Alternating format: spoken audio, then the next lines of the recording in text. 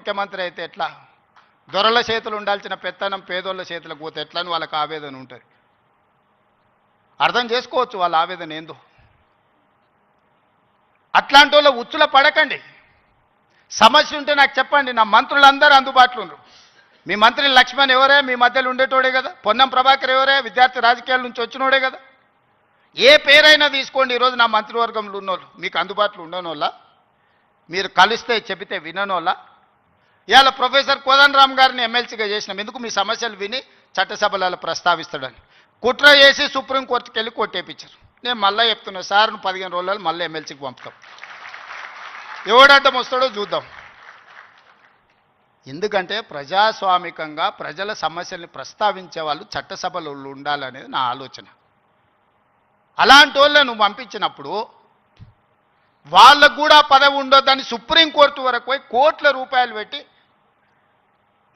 పెద్ద పెద్ద న్యాయవాదులను తీసుకొచ్చి ప్రొఫెసర్ కోదండరామ్ సార్ని ఎమ్మెల్సీగా తొలగించారు. ఏం పైశాచికానందం ఇది? ఏం శునకానందం? సార్ ఒక్కడు ప్రొఫెసర్గా ఉంటే తప్ప, ప్రొఫెసర్ గారు ఎమ్మెల్సీగా ఉంటే తప్ప? మీ ఇంటిల్లి పాది మంత్రులు ఉండొచ్చు, ముఖ్యమంత్రులు ఉండొచ్చు, ఎమ్మెల్సీలు ఉండొచ్చు, ఎంపీలు ఉండొచ్చు, అన్నీ మీ కుటుంబం ఉండొచ్చు. కానీ పొలిటికల్ చేసి చైర్పర్సన్గా పనిచేసిన కోదండరామ్ గారు ఒక ఎమ్మెల్సీ ఉంటే మీ దుఃఖమేందని అడుగుతున్నా. నా మీద తీటు ఉందంటే నేను అర్థం చేసుకుంటా. ఆ సార్ ఏందే పాపం, ఇంటి తలుపులు వలగొట్టినా ఏమనలే సారు. నేనైతే చెంపలు వలగొడుతుంటే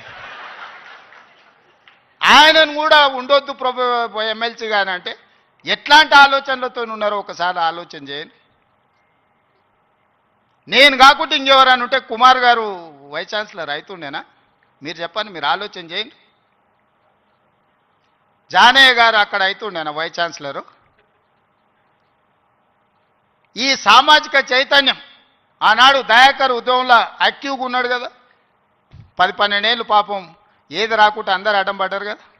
ఇవాళ ఎమ్మెల్సీ అయ్యింది కదా దయాకర్ కూడా. ఇవన్నీ ఎందుకు అవుతున్నాయి? బాలలక్ష్మి మీ బిడ్డనే కదా, మీ యూనివర్సిటీలో పెరిగిన అమ్మాయే కదా.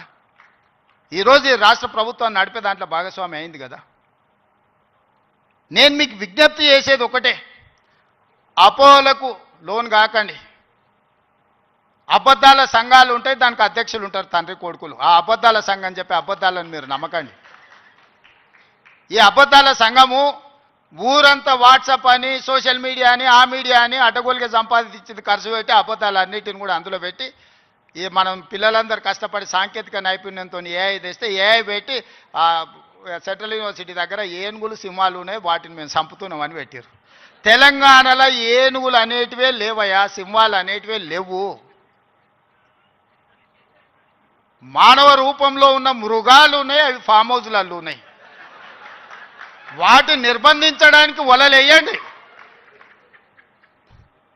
మదర్ ట్రైన్లను బంధించడానికి గోతులు దొవ్వండి. లేని ఏనుగులను, లేని సింహాలను సెంట్రల్ యూనివర్సిటీలో ఉన్నాయి, వాటిని నేను చంపేస్తున్నా అని చెప్పి సోషల్ మీడియాలో ఆర్టిఫిషియల్ ఇంటెలిజెన్స్ను ఉపయోగించి అతి తెలివితేటలన్నీ ప్రదర్శించి అడ్డుకున్నారు. ఎంతకాలం అడ్డుకుంటారు? ఏది ఇష్టం లేదు వాళ్లకు. ఏదన్నా మనం వచ్చినాక చేస్తా అన్నది ఏదన్నా ఇది మంచిగా ఉంది, ఇది బాగుంది అన్నారా? గంజాయి డ్రగ్స్ను నిర్మూలించడానికి ఈగల్ ఫోర్స్ అని తెచ్చినాం. అది ఎందుకయ్యా రద్దు చేయండి అన్నారు.